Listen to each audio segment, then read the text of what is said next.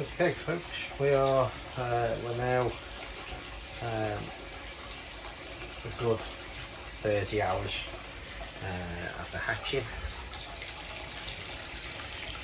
and as you can see, it's teeming with fry. They're all along the side of the pond. They're all over the pillowcase, protecting the filter. They're swimming around quite happily as well around the filter, so it's only set at 1%, just to try and help get rid of some of the ammonia. But as you can see, there's a lot of fry down there. The water's not gone any greener. I did pick up a cheap UV. There you go. That was off Amazon. It's 13 watt, and it just drops in. And you can see it just drops in there, but it seems to be doing the trick. I don't want it to clear it completely. I just didn't want it to go any more green at this stage. So that's all good. These have had a first feed, but they've had a couple of feeds now of a mixture of decapsulated brine shrimp eggs, spirulina, and a koi fry food, first fry food. Just mixed it with some pond water, and then just throw half a dozen teaspoons across the surface, and you do see them coming running out for it. So I probably won't use all of that. I think I've made too much up, but I'll get rid of it after today. I've got some brine shrimp eggs on the go. Made a little hatchery, so we'll see how they go. But I think I'm going to remove the sporing brushes now. You can see the fry darting across the top. This is just ripples on the top. Well, I can. You probably can't see it on here. I am going to remove the sporing brushes, I think, today. Like I say, they started hatching yesterday morning, and then by the time I got home, there were thousands of them out. So any that are left over to hatch, or any that are caught in the brushes, I will give them a shake. But I've got far too many for this size, this body of water, and all it's going to do is damage the ones that are any good. So what I want to try and do today is get these sporing brushes out. I will give them a shake to get as many off as I can, but I'm not bothered if some of them stick on. And then I'm going to drop them into the outdoor pond where the mirror carp are, and any stragglers, anything that's in there, they will eat. I've got a rotor shower filter set up on there, which is more than adequate, so I'm not too bothered. The ammonia won't spike too much in there. I can do bigger water changes. The water's a lot colder, so it's not going to bother the mirror carp too much. So that's the plan for today. So I'll get these out, and then we should be able to see really how many we've got. At the moment they'll all be hiding in the brushes, but there's no need for them to hide in here.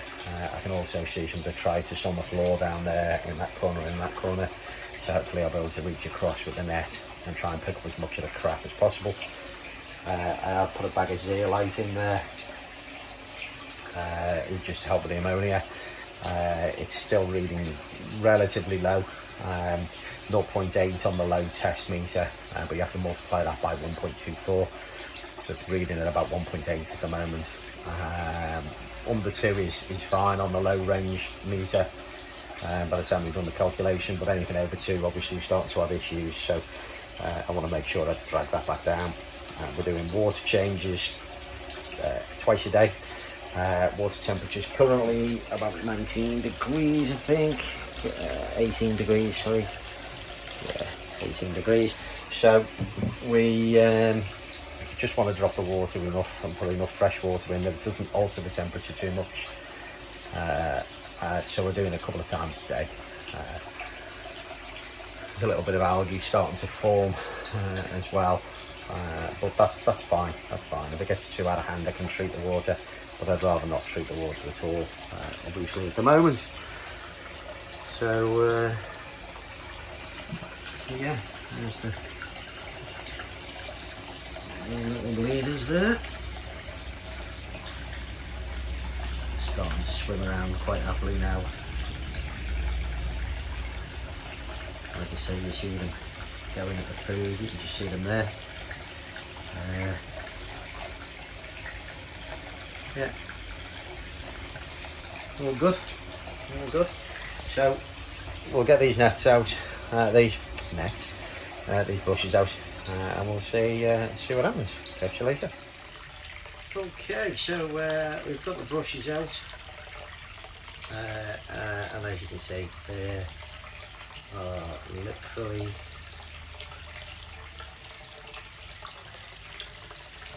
hundreds, thousands. I don't know how many. I don't know how many were still stuck on the brushes. They've been thrown in now. There's a lot of dead eggs that settled on the bottom, which I've managed to scrape out most of them. Yeah, nice bit of algae growing as well, so I'm happy enough with that. A little bit of green water, kind of what we want. I just don't want it too green until I put a little bit of size on so we can see what's going on. But yeah, it's so difficult to believe that these things that are about the size of an eyelash right now are going to grow, you know, potentially to 50-60 centimetres.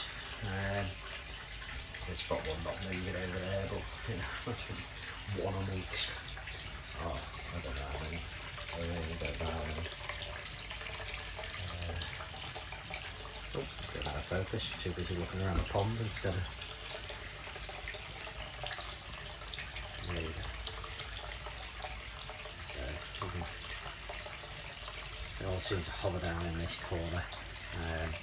And there's a lot now have moved onto, a lot more have moved onto the walls now, attached themselves onto the walls. So any that were just newly hatched that were still sort of hanging on to something, because there have been a few that maybe hadn't had their first gulp of air, whatever that may have been.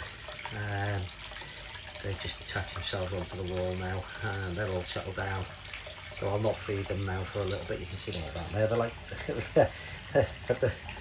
they're like mosquito larvae, eh? There you go. Now, once you've got your eye in and you know what you're looking for, you don't make the same mistake again. Catch up with you soon.